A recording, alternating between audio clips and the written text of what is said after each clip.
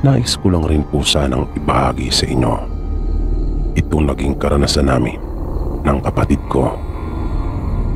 Isang nakakatakot na karanasang hindi ko po talaga makakalimutan, na magpasa hanggang ngayon ay bumabagabag pa rin sa akin.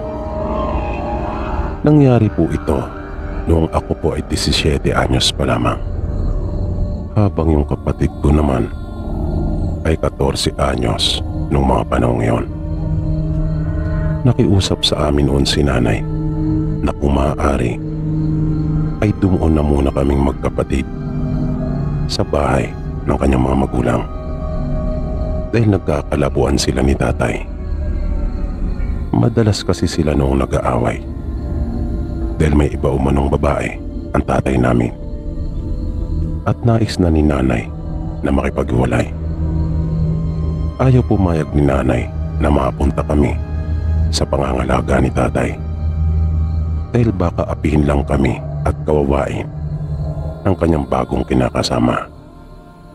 Kaya nagdesisyon siya na papuntay na lang muna kami sa lolo at lola namin, habang siya naman ay kasalukuyang inaasikaso ang kanyang mga papeles pabalik ng ibang bansa. Iyon ang unang pagkakataon na makikita namin ang mga magulang ni nanay. At dahil gahul na siya sa oras sa paglalakad ng kanyang mga dokumento, kung kaya hindi na niya kami naihatid pa. Ako na lang ang inasahan ni nanay. Tutal naman daw ay malaki na ako at kaya ko naman na. Sabi ni nanay, nakausap na niya yung kanyang mga magulang at magdadala na lang daw ang mga ito ng placard doon sa terminal ng bus kung saan kami bababa, para madali namin silang makilala. Kahit mabigat sa loob ko na magkakahiwa-hiwalay na kami, ay wala din naman akong magagawa. Naisip kong mabuti na rin yung ganon para sa kapakanan naming lahat, lalong-lalo na para kay Bunso. Kaya nang sumapit ngayong araw ng pag-alis namin, ay inihatid lang kami ni nanay sa terminal ng bus. Bumiyahe kaming dalawa ng kapatid ko papunta doon kanila lolo at lola. Yun din yung unang pagkakataon na makakarating kami sa malayong lugar.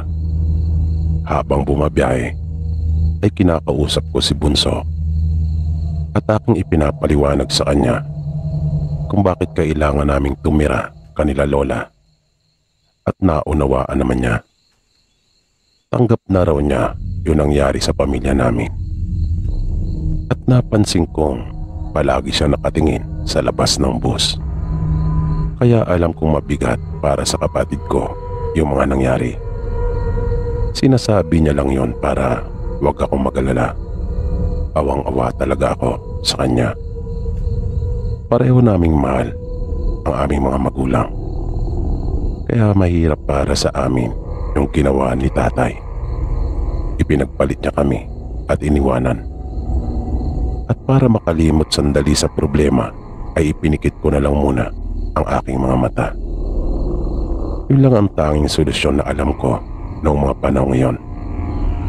Yun ang pinakaparaan ko para makatakas sandali sa mga problema. Ilang beses huminto yung sinasakyan naming bus. Sa bawat paghinto nito ay nagigising ako. Sumisilip ako sa labas at pagkaminsan ay nagtatanong sa konduktor kung malayo pa ba yung bababaan namin. Pinagmamasdan ko rin yung kapatid ko at napapansin kong nag-i-enjoy naman ito sa mga magagandang tanawin na kanyang nakikita. Ilang beses pa akong nakaidlip, nananakit na yung katawan ko sa mahabang pagkakaupo. Hindi ko akalaing ganun pala kalayo yung aming pupuntahan. Sa muling paghinto ng bus, pagmulat ko ay napansin kong madilim na pala. Inabutan na kami ng gabi sa biyahe. Sa bawat pasaherong bumababa ay mayroon din namang mga umaakyat. Nang muli pang huminto ang bus ay naramdaman kong may kumalapit na sa akin, yung konduktor. Sinabi niyang maaari na raw kaming bumaba pagkat narating na namin yung aming destinasyon. Kaya hinagilap ko na yung aming mga dala at tumayo na para bumaba. Nang nasa huling baitang na ako ng bus ay nakita ako kaagad yung malapad na karton kung saan nakasulat yung pangalan naming magkapatid. Kaya nagmadali kami ni Anton at amin silang pinuntahan. Hawak iyon ng isang matandang lalaki habang nasa tabi naman niya ang isang matandang babae. Sa una naming pagkikita ay medyo nailang pa kaming magkapatid dahil sa hindi kami sanay sa kanilang dalawa. Noon lang talaga namin sila nakita.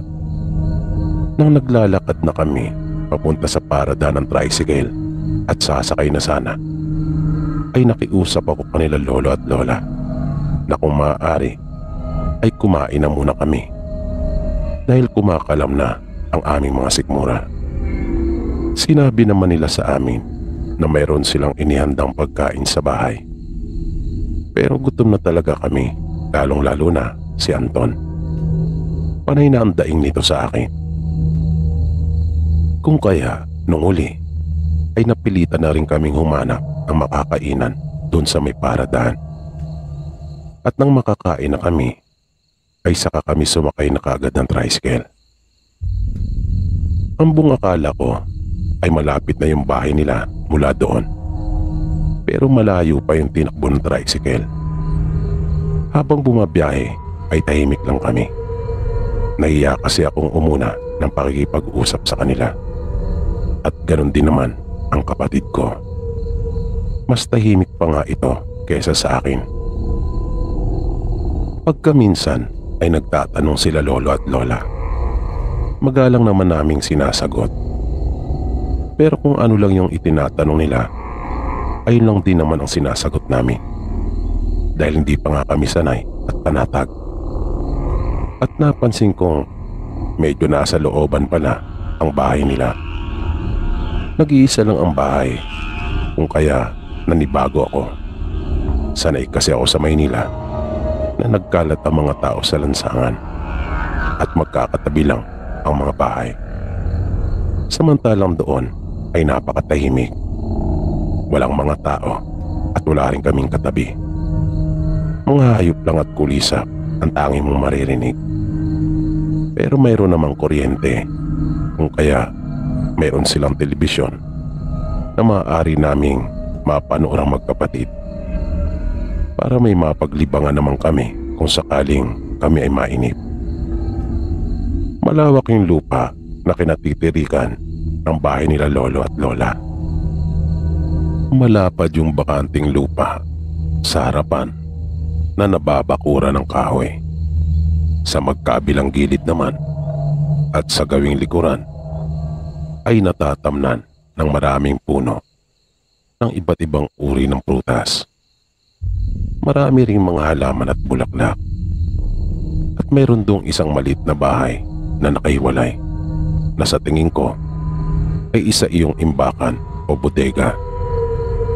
Nung nasa loob na kami ng bahay ay napansin kaagad naming magkapatid yung malansang amoy.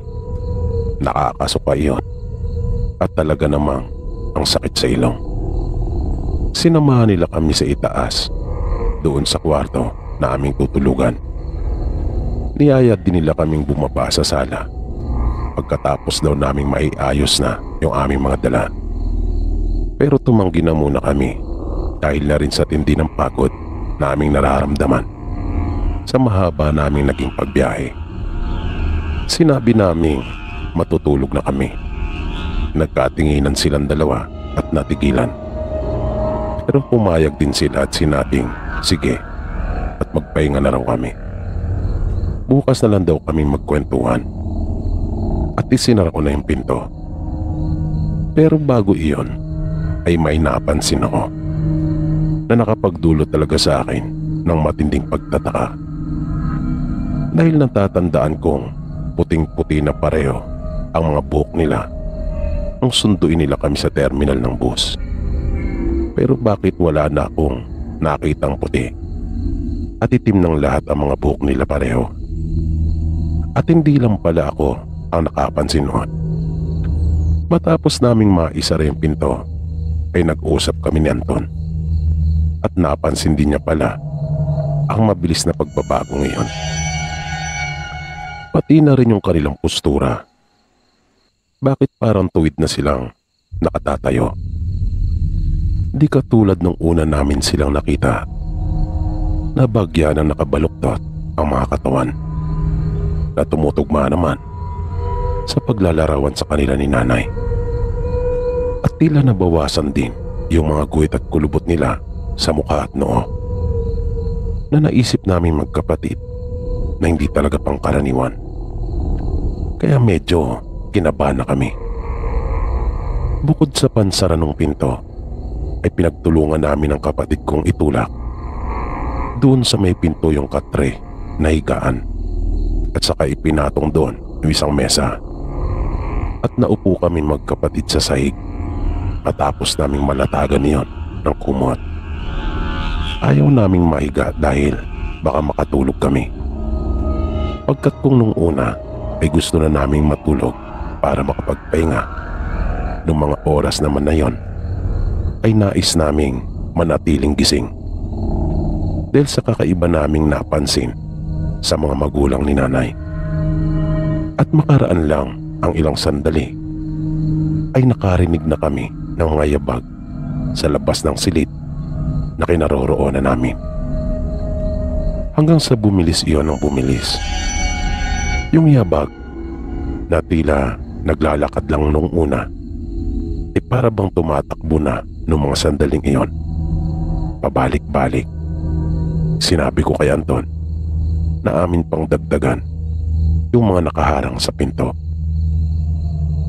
Pinagtulungan naming buhatin ang isa pang lamiseta na nakalagay sa gilid ng katre at ipinatong din namin iyon at isinandal doon sa may pinto. At may napansin akong isang butas na naroon. Kaya sa pagnanais kong malaman kung sino'y lumili ka ng mga may ingay na yabag na yon, ay dahan-dahan akong sumilip. At nagulat ako nang makita ko ang isang babae na walang anumang saplot. May balingkinitan nitong pangangatawan na nagtataglay ng napakahabang buhok na halos sumayad na sa sahig.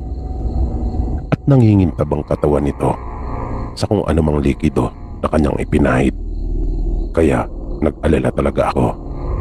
Ano na ang nangyari kanila lolo at lola? Nagtaka ako kung sino ang babaeng iyon. Pero mas ikinabigla ko pa ang sunod na nangyari. Nang bigla na lang humarap yung babae. Dahil hindi ito isang karaniwang tao.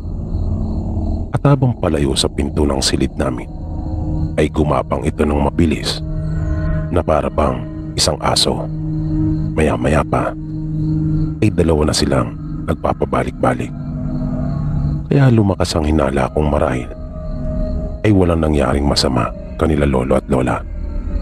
Sa halip, sila mismo yung dalawang aswang na gumagapang at nagpaparot pa rito sa harap ng pintuan ng silid namin. At nang hindi ko na iyon matagalan pa, ay itinigil ko na yung ginagawa kong pagsilip dun sa butas. Kaya sinamantala naman iyon ni Anton. Sinamantala niyang pagkakataon para makita din kung ano yung nangyayari sa labas. Pero pagsilip na pagsilip niya ay agad din siyang napaatras. Dahil nakita niyang papalapit yung muka ng lalaking aswang. At nasundan na iyon ng mga pagkaluskos sa may pintuan. Pinagtulungan nila yung kalmuting dalawa na pagkaminsan ay sinusubukan din nilang buksan yung pinto. Parang mamamatay na ako dahil sa sobrang takot. Panay ang panalangin ko na sana ay umalis ng mga ito. Di ko rin maiwasan na hindi sisihin si nanay kung bakit niya kami pinapunta sa kanyang mga magulang. Gayong alam naman yata niyang aswang ang mga ito. Pero sinabi ni Anton na hindi yun magagawa sa amin ni nanay dahil mahal na mahal kami nito. Maya-maya ay may napansin ako sa katapat na dingding malapit sa bintana sa harapan. Nakita kong medyo bulok na at may maliit ng butas doon. Kaya binalutan ko ng damit yung kamay naming magkapatid at pinagtulungan naming baklasin iyon. Winasak namin hanggang sa makalikha kami ng butas na magkakasya kaming pareho. Pero bago kami tuluyang dumaan doon, ay inayos ko yung aming inigaan. Gamit ang mga unan at iba pang kumot na naroon, ay hinulma ko iyon at pinalabas na naroon kami magkapatid na nakatalukbong lamang ng kumot. Nang nakalabas na kaming dalawa, ay hinila ko yung ibang gamit na naroon para matakpan yung butas na aming dinaanan. Naging maingat kami magkapatid dahil may yero kaming matatapakan. Kaya siniguro namin na sa may bandang kahoy kami tumatapak. Nang nakababa na kami, ay bigla naman naming narinig yung dalawang aswang na binuksan yung bintana sa kwarto. Nagawa na pala nilang makapasok sa silid. Kaya napilitan kaming pumasok sa bodega na naroon. Nang nasa loob na kami, ay doon ko palang binuksan yung flashlight ng aking cellphone. At nagulat kami ni Anton dahil may dalawang bangkay doon na halos pareho na lang kalahati ang kanilang katawan. Dahil doon, nang wala nang nakasilip sa may bintana, ay kaagad na rin kaming lumabas ni Anton at nagmamadaling lumabas sa may bakod. Sinundan namin yung daan palabas. Kahit pagod na kami, ay hindi talaga kami tumigil. Hanggang sa marating na namin yung kalsada, tumawid kaming magkapatid at nagpunta doon sa maliit na tindahan. Humingi kami ng tulong. Sa wakas, ay mayroon na ring signal. Nagpalot ako at tumawag kay nanay. Nang magkausap na kami, ay kaagad kong ikinuwento sa kanya kung ano nangyari. Alalang-alala naman siya sa amin. At kahit gabi na, ay nagpa siya itong puntahan kami. Maya-maya, ay dumating na yung kapitan at mga tanod na tinawag nung hininga namin ng tulong na may-ari ng tindahan. Pero natakot ang iba sa kanila kung kaya nagtawag pa ng ibang makakasama. Nang sapat ng kanilang bilang ay saka sila nagpunta. Hindi na nila kami pinasama pa. Sa kasamang palad ay hindi na nila naabutan pa yung mag-asawang aswang. Pero nakita nila yung labi ng dalawang matanda doon sa may bodega. Na malakas ang hinala kong yun marahil ang aming lolo at lola. At hindi nga ako nagkamali. Dahil lang dumating na si nanay nung umaga ay kanya iyong kinumpirma. Nawala palang kamalay-malay si nanay na ang kausap niya sa kanyang cellphone nung ipinakikisuyo niya kaming magkapatid ay hindi pala ang kanyang mga magulang. Text at tawag pa lang kasi ang uso ng mga panahon ngayon. Hindi katulad ngayon na maaari mo nang makita ang iyong kinakausap. Iyak nang iyak si nanay. Napakalungkot talaga nung nangyari. Nagdalawang isip si nanay na patirahin pa kami doon dahil hindi yun ligtas. Kung kaya, kanya na lang ibinenta yung lupa at bahay. Hindi na rin siya muna ng ibang bansa para magtrabaho. Bumili siya ng isang maliit na lote malapit sa bayan at pinatayuan ng maliit na bahay. Nagtayo din kami ng maliit na tindahan upang may pagkakitaan at nag-umpisa kami ng panibago.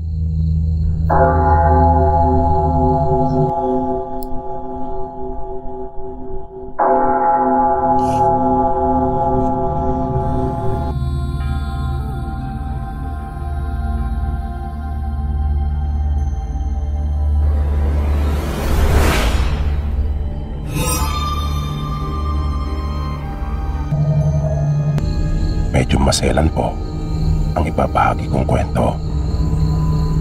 Naganap po ito noon sa aming probinsya. Binata pa po ako noong mga panahong iyon.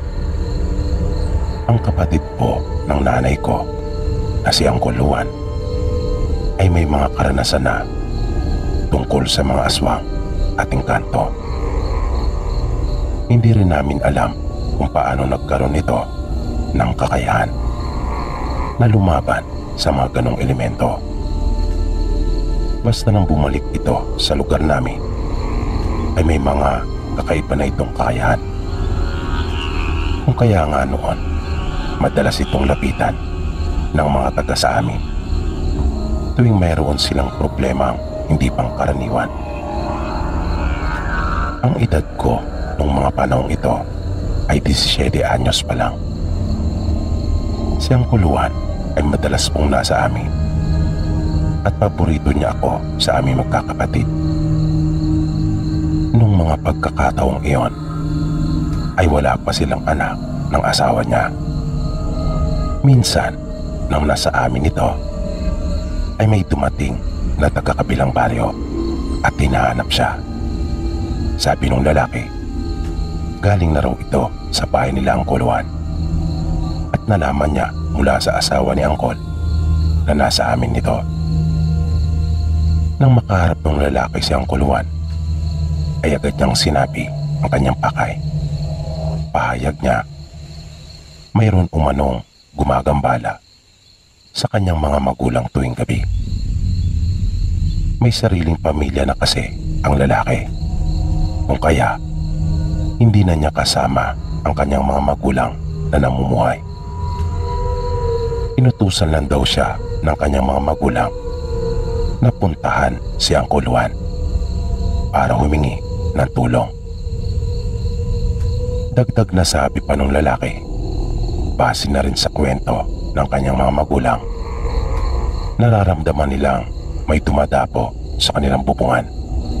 Kung minsan naman ay nagpapaikot-ikot sa kanilang bahay at nakakarinig pa sila ng mga hayop na umahangin. Kaya kung maaari raw bang punta ni Uncle Juan yung bahay ng kanyang mga magulang para sila itulungan. Pagkat simula kasi noon ay naratay na sa banig ang kanyang ama. At kahit pinatingnan na nila ito sa doktor, ay wala pa rin naging pagbabago. Pumayag naman si Uncle Juan at sinabing kanyang pupuntahan ang bahay ng mga magulang ng lalaki. At itinuro ng lalaki kung saan matatagpuan yung bahay ng kanyang mga magulang. Pagkaalis ng lalaki ay tinanong ako ni Uncle Juan kung gusto ko raw bang sumama. Bigla naman akong natigilan at napaisip dahil gusto ko talagang makakita ng mga kakaibang nilalang tulad ng mga aswang at mga engkanto. Pero nagdadalawang isip din ako, baka kasi hindi ko yon kayanin. Ngunit narinig kong nagsalitang muli si Uncle at sinabing siya raw ang bahala. Kung kaya, pumayag ako at sinabi kong ako ay sasama. Kinahaponan ng araw din na iyon, matapos ang aking mga gawain ay naghanda na ako. Pumunta ako doon sa tagpuan namin ni Uncle Juan. Nauna akong dumating doon, pero mga ilang minuto lang na ako ay naghintay. Pagkat dumating na rin siya at sinimulan na naming lumakad. May kalayuan yung bahay ng dalawang matanda. Nang dumating kami doon sa kanila ay medyo madilim na. Nakakaawa yung sitwasyon ng mag-asawa. Dalawa lang talaga sila doon na naninirahan sa kanilang bahay. At dahil may sakit ang lalaki, kung kaya tanging yung matandang babae lang ang nag-aasikaso ng lahat. Pinaupo niya kami at tinainan ng nilagang kamote. Sabi pa niya na amin na lang pagpasensya niyon. Pagkat wala siyang ibang maihain sa amin ni Angkol. Na wala naman talaga sa amin niyon. Kaya sinabi naming wala siyang dapat na alalahanin. Matyaga kami naghintay ni Angkol Juan sa sinasabi nilang aswang na gumagambala sa kanila na siyang dahilan ng pagkakasakit ng kanyang asawa. Makalipas ang ilan pang mga oras, ay bigla na lang natigilan si Angkol Juan at kanya akong sinenyasan na huwag magsasalita. Pinakiramdaman niyong mabuti ni Angkol at pinakinggan. Maya-maya pa ay kumilos na ito. Palatandaang nariyan na nga yung aswang. Ang kaiba ni Angkol sa ibang mga gamot dun sa amin, bukod sa may nalalaman nito ukol sa mga ganong bagay, ay mayroon pa itong baril. At kanya nang inilabas iyon mula sa kanyang pagiliran. Binitawan niyang sandali ang kanyang baril at nakita kong dumampot siya ng lupa at kanyang kiniskis ng 2 palad. Pagkatapos noon ay yung kanya namang baril ang kanyang pinakain at sinubuan ng lupa habang may inuusal. Matapos iyon ay pumwesto na ito sa isang panig ng bahay at muling nakiramdam. Di nagtagal ay dahan-dahan pa itong gumapang papasok sa silid ng matandang lalaki. Ako naman ay nanatili lamang doon sa may maliit na hagdan at kita ko ang silong, pati na rin yung harapang bahagi ng bahay. Hanggang sa nakarinig ako ng tila pamanok na kumakahig doon sa kanilang bubungan, pagkat yari lamang ito sa pawid. Kung kaya napatingin ako doon sa itaas at nakita kong nagsisimula na yung magkaroon ng butas. Nang bigla na lang akong nagulat. Nang sunod-sunod na paputukan iyon ni Angkol Juan, maging yung 2 matanda ay nagulat din. Na napasigaw pa nga yung matandang babae. At rinig na rinig talaga naming nasaktan niyon. Na bigla na lang tumalon mula sa bubungan. At nakita ko pa yung mga paa noon mula sa kinaroroonan ko. Mabilis namang kumilos si Angkol Juan at lumabas ng bahay. Kung kaya sumunod naman ako. Nakita ko pa nga yung likod nung tumatakbong aswang. Ngunit may kalayuan na ito mula sa kinatatayuan ko. Hinabol pa iyon ni Angkol Juan at muling pinaputukan. Matapos iyon ay bumalik na siya at niyaya na akong pumasok sa loob ng bahay. Sabi ni Angkol Juan, may kalalagyan na umano yung aswang, pagkat maluba yung tama noon. Sinabihan rin niya yung 2 matanda na wag nang mag-alala pa, pagkat di na sila muling gagambalain noon. Kanyang nilapitan yung matandang lalaki na nakaratay sa banig at tinabihan. Humingi siya ng 1 basong tubig sa asawa nito at nang iabot na sa kanya ay kanya iyong inusalan at pagkatapos ay ipinainom doon sa matanda. Nagpahinga lang kaming sandali at di na rin kami nagtagal pa sa kanilang bahay. Nagpaalam na kami at binaybay na namin ang daan pauwi sa bahay namin. Doon na muna natulog sa amin si Angkol Juan nung gabing iyon. Na nung naglalakad pa lang kami pauwi ay hindi ko mapigilan ang aking sarili na hindi mapalingon lagi sa aming likuran. Nag-alala kasi ako na baka mayroong sumusunod sa amin. Naisip ko kasing baka may iba pa yung kasama at kami ay tambangan para gantihan. Pero sa awa naman po ng Diyos ay narating namin ng payapa at ligtas ang amin pong tahanan.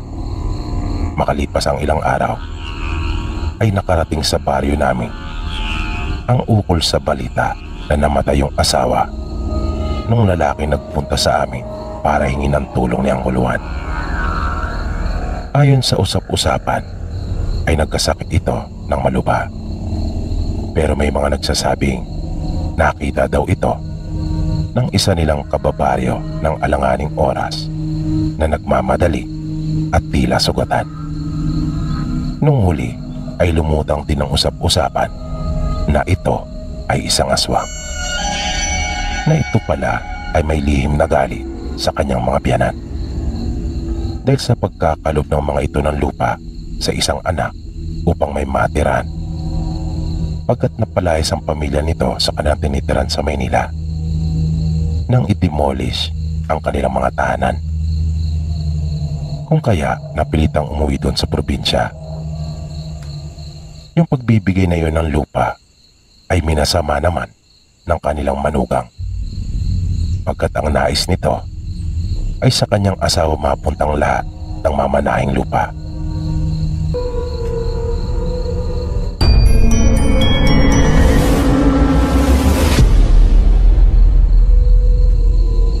Ko rin magbahagi sa inyo ng kwento. Ito po ay kwentong narinig ko mula sa aking ina noong kami po ay mga bata pa. Ayon sa nanay ko, doon sa kanilang probinsya ay mayroon silang kababaryo na nagngangalang Nita. Ito po ay isang magandang dalaga na punong-puno ng mga magagandang katangian na hinahanap ng isang lalaki sa isang babae. Ngunit si Nita po ay may kapansanan. Hindi po ito nakakapagsalita. Pagkat maiksi umano ang dila nito. Kaya sa kabila ng taglay niyang ganda ay walang magkagusto sa kanya. Pagkat siguradong uulanin ng kantsaw, kung kaya walang maglakas loob. Si Nita ay nag-iisang anak lamang at ulila na ito sa ama. Dalawa na lang silang namumuhay ng kanyang ina noong mga panahong iyon. Ang kapansin-pansin pa sa dalaga na kanyang ikinabukod tangi sa ibang kadalagahan doon sa kanilang nayon ay yung kulay ng kanyang buhok na hindi pangkaraniwan. Tuwid na tuwid ito na kulay kayumanggi na sa magkabilang gilid naman ay nagkukulay ginto. Kaya ang sino mang makakita sa kanya na hindi nakakakilala ay siguradong mabibighani talaga. Isang gabi, nag-inuman ang ilang kalalakihan na magkakabarkada na nang maubos na ang kanilang pulutan ay ang tungkol naman kay Nita ang kanilang pinag-usapan. Pero ang isa sa kanila ay hindi sumasali sa kanilang pagkukwentuhan pagkat naaawa siya sa dalaga at mayroon siyang lihim na pagtingin para dito. At ito ay si Conrad. Walang kamalay-malay yung dalaga sa mga masasamang pinagsasabi ng mga kaibigan ni Conrad tungkol sa kanya, na para bang siya naman ang ginawang pulutan ng mga ito. At ng mga kalulong na sa alak ay mas tumindi pa ang kanilang mga pinagsasabi na may halo na iyong kalaswaan. Kung kaya hindi na napigilan ni Conrad at kanyang sinaway ang mga kaibigan, pero hindi nagpaawat ang mga ito. At kanila pang minasama ang pagpapaalala na iyon ni Conrad. Kung kaya napilitan na lang itong umalis at iniwan na ang mga kaibigan. Umuwi na lang ito sa kanila. Nang sumunod na araw ay bigla na lang kumalat ang balita ukol sa pagkamatay ng isa sa mga kaibigan ni Conrad. Nakasama nilang nagiinuman noong nagdaang gabi. Ito'y natagpo ang wala ng buhay sa kakahuyan malapit sa bahay nila Nita. Kaya lubha nilang ipinagtaka iyon. Lahat sila sa kanilang nayon ay walang maisip na dahilan sa kung ano talaga ang tunay na nangyari. Pero kinagabihan nung araw ding iyon, isa pa sa mga kaibigan ni Conrad na si Tinoy ang nagpunta sa bahay nila at kinausap siya. Nanginginig ito sa takot at humihingi ng tulong sa kanya. Ikinuwento nito na nung matapos sila mag-inuman ay niyaya siya ni Magno na magpunta sa bahay nila Nita. Si Magno ay yung namatay nilang kaibigan at siyang nangunguna sa panlalait at pambabastos kay Nita doon sa kanilang pagkukwentuhan. Sabi ni Tinoy, ayaw niya sanang pumayag sa gustong mangyari ni Magno, ngunit mapilit daw ito. Kaya wala na rin siyang nagawa noong huli, kundi ang sumunod sa gusto nito. Ang buong akala niya ay gusto lang nitong makita at makausap si Nita. Pero iba na pala ang plano nito. Nakabaliktaran pala lahat ng mga sinasabing panlalait sa dalaga, na malaki pala talaga ang pagnanasa nito kay Nita. At masama na ang nasa isip nito, na kanya palang hahalayin ang dalaga. Sa pilitan daw nilang pinasok ang bahay nila Nita at nakita nila itong mahimbing na natutulog sa isang silid. At kahit siya raw, sabi ni Tinoy, ay nadala na rin sa makamundong pagnanasa nang makita nilang nakalilis yung palda ni Nita. Ngunit nang kanila nang isasagawa ang maitim na balak, ay bigla na lang may tumaluhong sa kanila. At kitang-kita ni Tinoy ang isang nakakatakot na nilalang na mayroong matutulis na mga ngipin at mahabang kuko. Malaki din umano ang mata nito na wala kang makikitang anumang ibang kulay maliban sa itim. Paglalarawan pa niya, maliit lamang iyon na maihahalin tulad sa isang batang nasa pagitan ng 6 hanggang 7 taong gulang. Dahil doon ay napatalon sila Tinoy sa bintana at nag-uunang makalayo.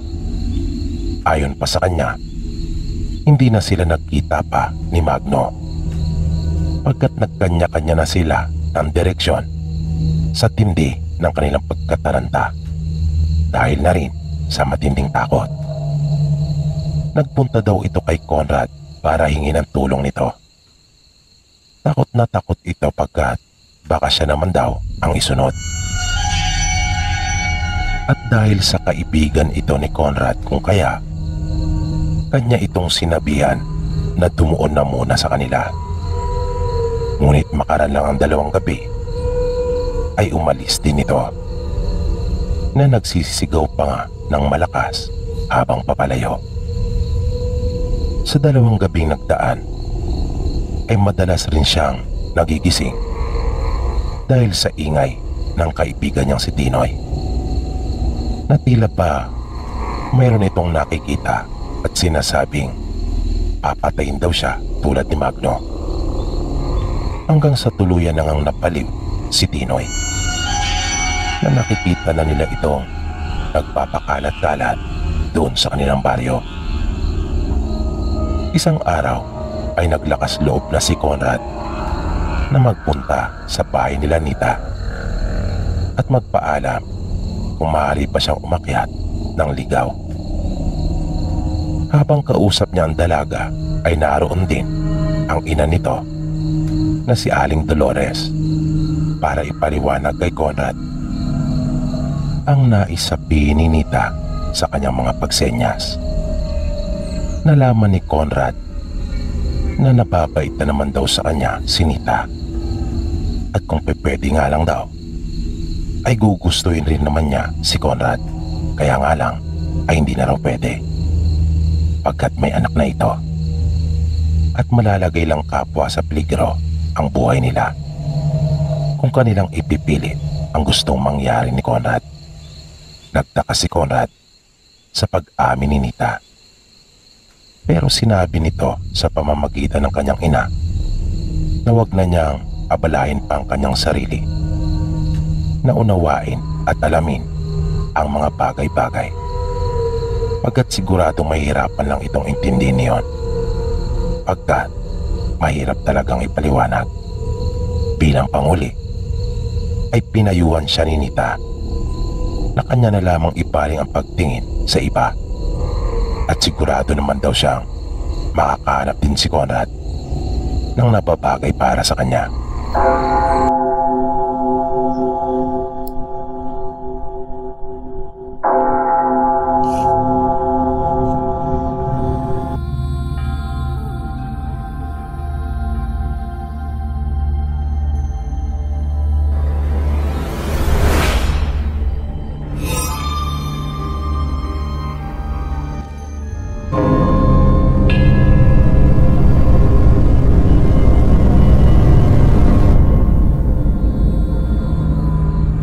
Isang gabi na napakatahimik, na tanging huni na lamang ng mga kuliglig ang maririnig, at lubanang napakadilim ng paligid, nang bigla na lamang nagkulay pula ang kalangitan at umabot sa kalupaan.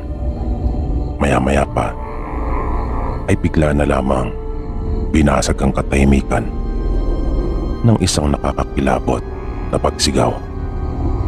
Di nagtagal ay makikita ang isang babaeng humahangos at nagmamadali, na tila pa mayroong tinatakbuhan. Takot na takot ito na nangangatal ang mga labi. Kapansin-pansin din ang panginginig ng kanyang mga kalamnan, lalong-lalo na ang kanyang mga kamay. Nakakita siya ng isang abandonadong paaralan. Ito yung pinakauna at lumang paaralan na naitayo doon sa kanilang lugar. Nagmamadali siyang pumasok. Napatuloy pa rin ang kanyang paglingon sa kanyang likuran. Dalawa lamang ang silid-aralan na naroon. Pumasok siya sa isang silid at nagpunta sa sulok. Umiiyak na siya dahil sa matinding takot. Naupo siya at niyakap ang sarili, na pinipilit niyang kumalma.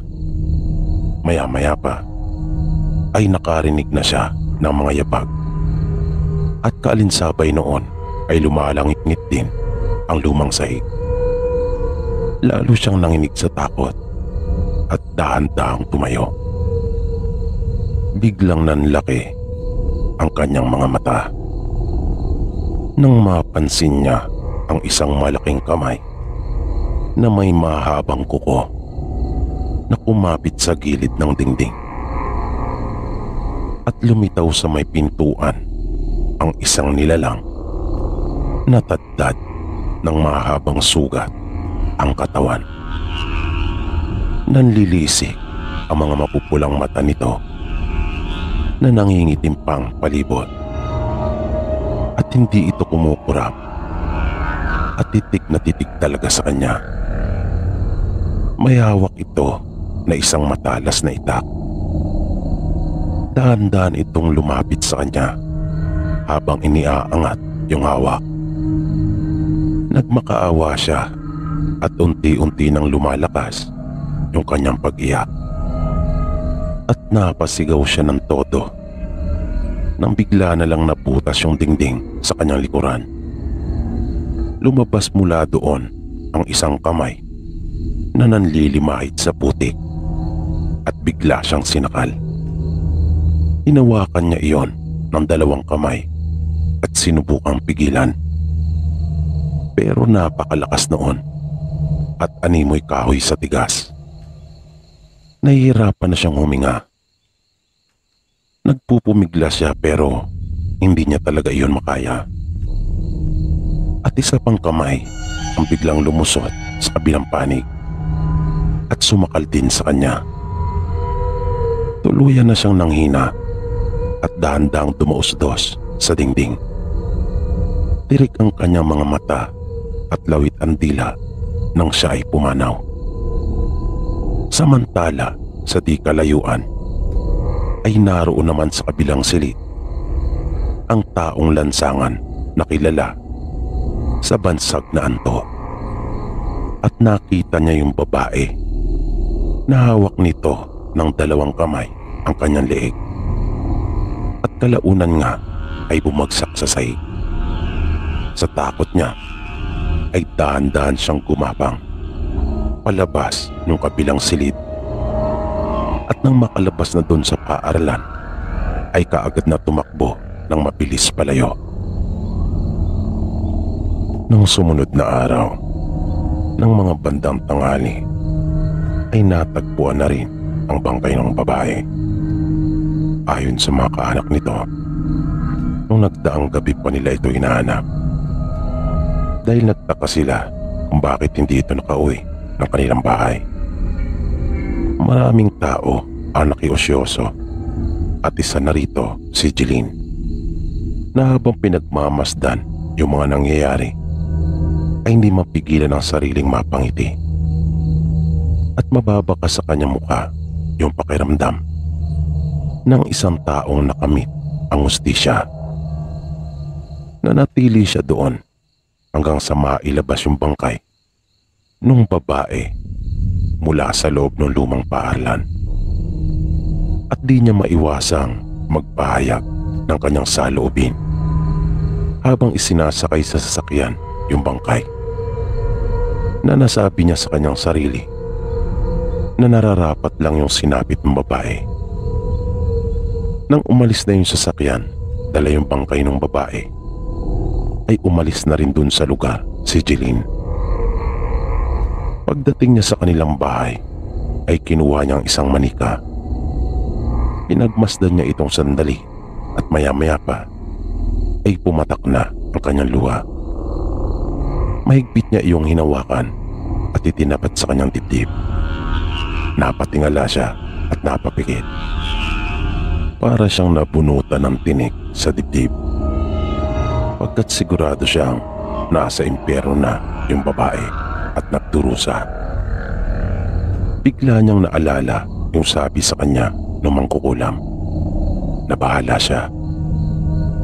Dahil alam niya na kapag dumating na ang takdang oras ng kanyang kamatayan ay sa impyerno din ang kanyang bagsak. Yun ang naging kasunduan nila bago isinagawa yung ritual at ibinigay sa kanya yung manika. Napapuntong hininga siya pagkat hindi niya rin alam kung gaano katagal siya mabubuhay. Inisip na lang niya na habang nabubuhay ay gagawa siya ng kabutihan sa kanyang kapwa, kahit alam niyang hindi na magbabago ang kanyang kapalaran pagkat nakatakda na siyang mapa sa impyerno. Dahil iyon ang kapalit sa kanyang paghihiganti doon sa babae dahil sa ginawang pagsira nito sa kanilang buhay at pamilya. Pagkat dahil din sa babae kung kaya hiniwalayan siya at iniwan sila na nag-iisa niyang anak ng kanyang asawa. Mabilis na lumipas ang maraming taon. Nakahiga si Jeline sa kanyang kama at kinakapos na ng hininga. May edad na siya at nagdurusa pa sa matinding karamdamang taglay. Alam niya na ilang sandali na lang ang kanyang ilalagi sa mundo. Dito niya naramdaman yung bigat ng kasalanang kanyang nagawa. Nakaramdam siya bigla ng matinding takot pagkat siguradong magdurusa din siya sa impyerno. Maya-maya ay biglang tumahimik ang buong kapaligiran na para bang huminto sa pag-ikot ang mundo. Parang tumigil sandali ang oras. Biglang bumilis ang pagtibok ng kanyang puso. Maya-maya ay bigla siyang nakakita ng mga kamay na tumatago sa dingding. Mga kamay na may mahabang kuko at naglalakihan pa ang mga ugat. Biglang humaba ang mga iyon at dahan-dahang gumapang sa kanyang higaan. Gusto niyang gumalaw pero dahil sa kanyang karamdaman ay hindi niya magawa. Mahina na ang kanyang katawan. Nahintakutan siya ng gusto dahil sa pangitaing iyon.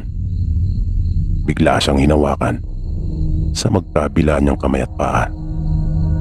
Mahigpit ang pagkakahawak ng mga iyon sa kanya. At kahit nahihirapang magsalita ay napaungol siya at kalaunan ay napasigaw nang biglang lumitaw ang isang babae na may nakakatakot na itsura at ayos sa kanyang harapan. Dahan-dahan itong gumapang at nang magtapat na ang kanilang muka ay biglang bumuka ang malaki nitong bibig. Humaba din ang dila nito at pumasok sa kanya. Napaiyak ang anak niyang si Robert na kanina pa pala naroon sa may pinto at nasaksiyan nito ang lahat. Pagkat hawak-hawak nito yung manika na matagal nang iniingatan ng kanyang ina. Doon niya napatunayan na totoo palang lahat ang ikinukwento nito sa kanya. Matinding pagkasindak ang kanyang naramdaman. Nanginginig ang buo niyang katawan at hindi nakagalaw sa kanyang kinatatayuan at para siyang mawawala ng malay. Pero makaraan pa ang ilang sandali ay nawala na rin ang mga iyon at naiwan ang kanyang ina sa higaan nito na wala ng buhay. Namatay ito na dilat ang mga mata na ang muka ay kababakasan ng matinding takot. Biglang bumalik sa dating ayos ang silid. Umaliwalas na muli ito. Mag-isa na lang si Robert sa bahay nila. Nailibing na ang kanyang ina. Patay ang ilaw ng buong bahay. Naroon siya sa kanyang silid at napapalibutan ng mga kandilang kulay itim. Hawak niya ang manika. Isinagawa niya ang ritual at inusal yung mga kataga. Pagkatapos noon ay umiyak siya ng umiyak hanggang sa nakatulugan na niya iyon. Nang mga madaling araw ay bigla siyang nagising. Humihingal siya at pawis na pawis. Bumangon siya at naibulalas ang mga katagang nangyari na. Pagkat nakita niya iyon sa kanyang panaginip. Kinaumagahan habang nag-aalmusal bago pumasok ng kanyang trabaho ay biglang nabaling ang kanyang atensyon sa telebisyon. Ayon sa balita, isang babae ang natagpuang patay sa isang motel at karumal-dumal ang sinapit nito dahil pinaghiwa-hiwalay umano ang parte ng katawan. Itinanggi naman ng nobyo nito ang krimen at para itong wala sa kanyang sarili na sinabing narinig na lang niya ang kanyang nobya na sumisigaw ng ubod lakas kung kaya siya ay nagising at nakita niya na lang na natanggal at kusang humiwalay ang mga parte ng katawan nito pati na ang ulo. Ayon pa sa balita, hinala ng otoridad ay gumagamit ang lalaki ng ipinagbabawal na gamot. Biglang tumulo ang luha ni Robert. Pero kasabay noon ay napatiimbagang siya. At nasabing bagay lang sa kanila ang nangyari dahil mga hayop sila. At kanya pang naipukpok ang kamay sa mesa. Dahil dati niyang nobya yung babae at ipinagpalit siya nito dun sa lalaki pagkat na ibibigay nito ang lahat ng gusto. Dahil isa itong tulak, hindi na pumasok sa trabaho si Robert nung araw na iyon. Dahil kahit hindi niya aminin, ay masakit din sa kanya na mawala ang dating nobya. Pero mas mabuti na umano iyon kaysa mapunta pa ito sa iba. Mugto na ang kanyang mata sa kakaiyak. Naalala din niya yung nangyari sa kanyang ina. Bigla siyang natawa. Pero halata pa rin ang takot sa kanya. Alam niya sa kanyang sarili na sasapitin din niya yung kanyang nasaksihan. Kinuha niya yung manika. Hindi niya alam kung dapat ba siya magpasalamat o magsisi dahil napunta sa kanya iyon. Bumalik tuloy sa alaala niya yung mga tagpo kung saan pinapangaralan siya ng kanyang ina at ibinigay sa kanya yung manika. Sabi pa nito, ang sino mang mang-aapi sa kanya ay tiyak na mapaparusahan. Kaya walang sino man ang makakaligtas kapag ginawan si Robert ng masama. Lumaki nga si Robert sa galit at paghihiganti dahil na rin sa kanyang ina. Wala na kasi itong naging buwang bibig noon, kundi puro tungkol sa mga di magagandang naranasan nito at sinapit. Isang araw ay nagpasya si Robert na magpunta sa bahay ng dati niyang nobya. Isang linggo na kasi siyang binabagabag. Hindi na siya nakakatulog at hindi na rin siya halos nakakakain dahil sa pag-iisip. Nasa malit na gate pa lamang siya para kumatok ay nakita na kagad siya ng nanay nito na sakto namang papalabas noon ng pinto ng kanilang bahay. Napayaw ito sa saya nang siya ay makita. Mabilis nitong binuksan ng gate at kaagad siyang niyayang pumasok. Hindi naman nakakibo ang tatay ng dati niyang nobya nang makita siya.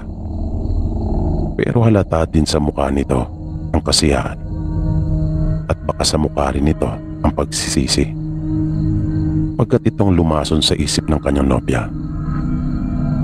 Hindi sila magkamayaw sa pangangamusta kay Robert.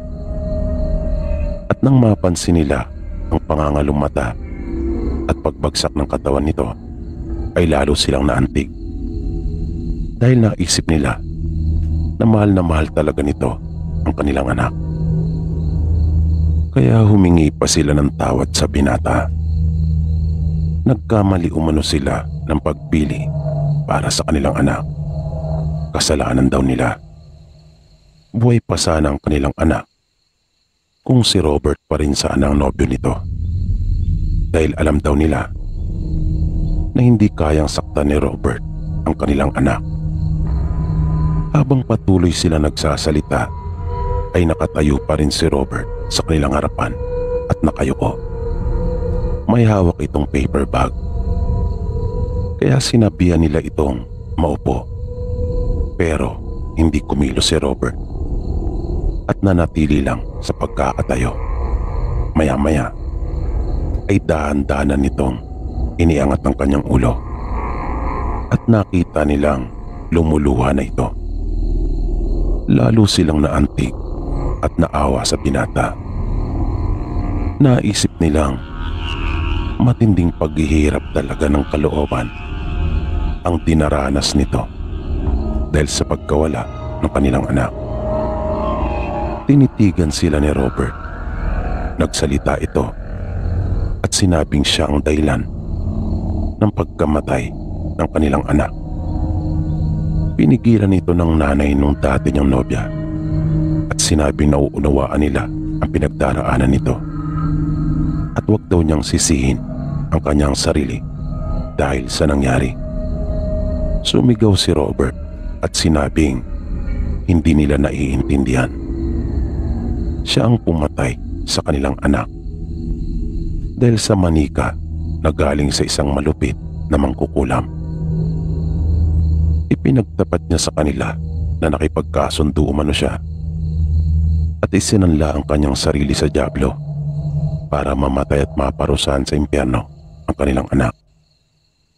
Nagulat sila sa mga sinabi ni Robert, pero hindi pa rin sila sigurado kung nasa tamang katinuan ba ito.